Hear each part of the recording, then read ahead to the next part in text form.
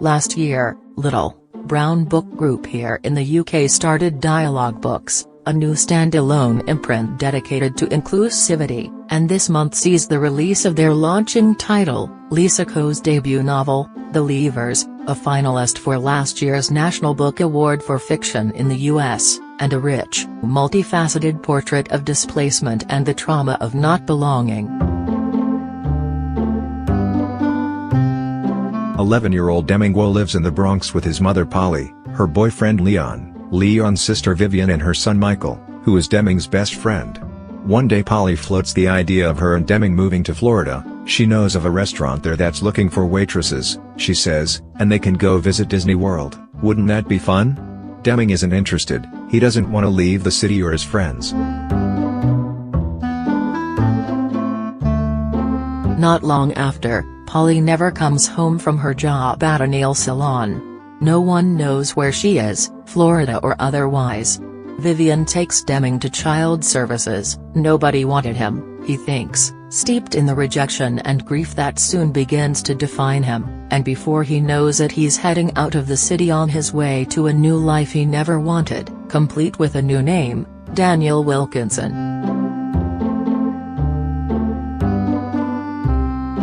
He's adopted by two white, middle-class academics who live in a small town in upstate New York.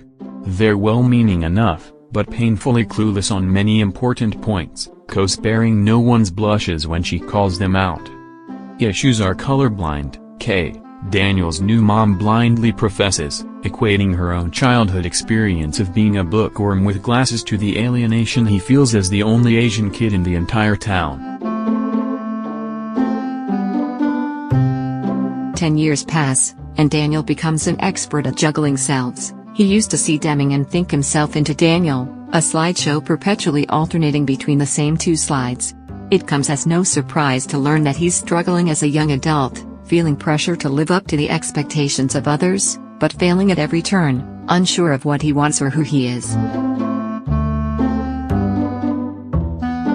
It is, however, in opening up the narrative by then delving deep into Polly's past, from the privations of her youth in rural China, her hopes for a better life for her and her son in the US, and the subsequent drudgery she encounters there, not to mention her barbaric treatment at the hands of the authorities, that Deming/Daniel's story is revealed as simply another piece in a larger puzzle rather than the focus of the novel.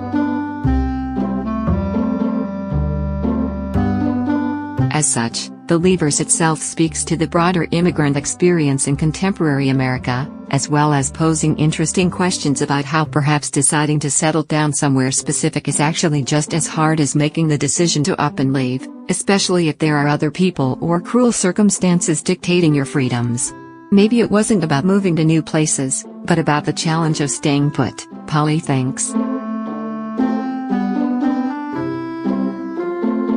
A thoughtful, haunting tale that deserves the acclaim it's already won in America.